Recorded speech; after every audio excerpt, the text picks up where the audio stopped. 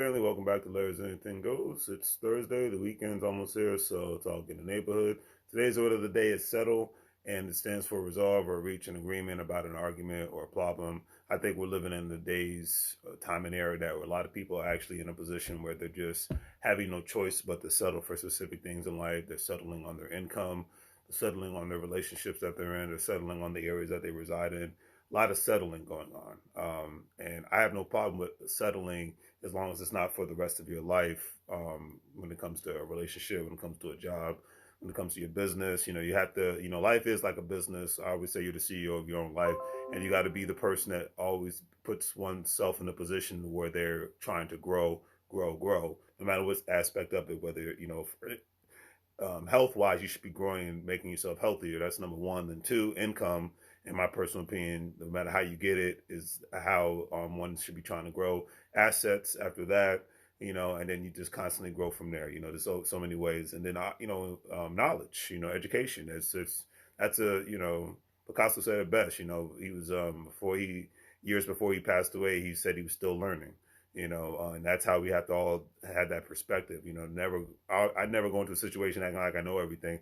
I'm a student of the game, no matter what game it may be, whether it's the real estate, whether it's the products I sell on my Shopify store, whether it's cryptocurrency. We're all students in the game of that because it's still a new thing and it's still a growing thing at the end of the day. So with the gold standard partners, that's a opportunity to grow. So I have no problem with people settling. Just let it be for a short period of time. Don't just settle for the sake of settling because you have this. It doesn't get any better than this mindset. Say that on your deathbed. Don't say that when you're in your 20s, 30s, 40s, or even 50s. You know what I mean? Don't say even 60s. Don't say that it's as good as it gets. This is as good as it gets.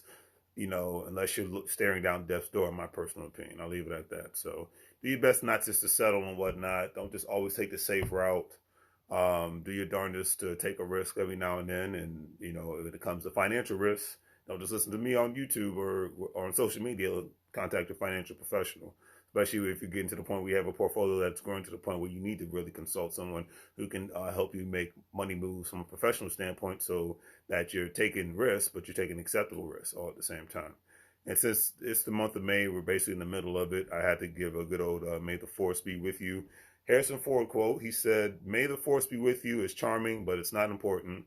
What's important is that you become the force for yourself and perhaps for other people. I agree with that 100% because we all have some sort of a force, no matter what situation we may be in, and we all have a sort of light that we can spark. However, and we all have light that we can help spark in others.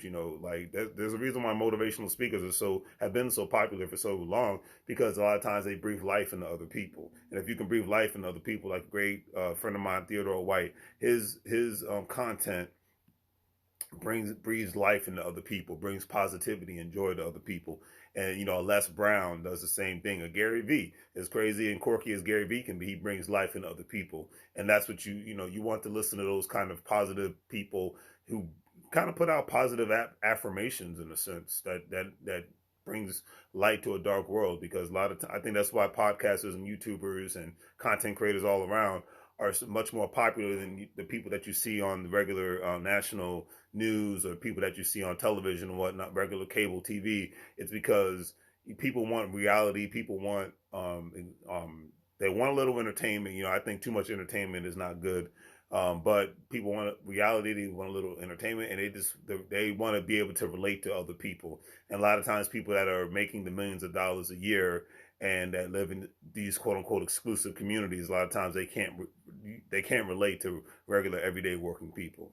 Because a lot of times now we live in a time frame now where you have millionaires living next door to people that are just regular working people that just make a regular six figures, and sometimes people that just make 40, 50, $60,000 a year, because the average millionaire nowadays a lot of times lives like they are still making only 50 G's a year, because we live in a minimalist time frame.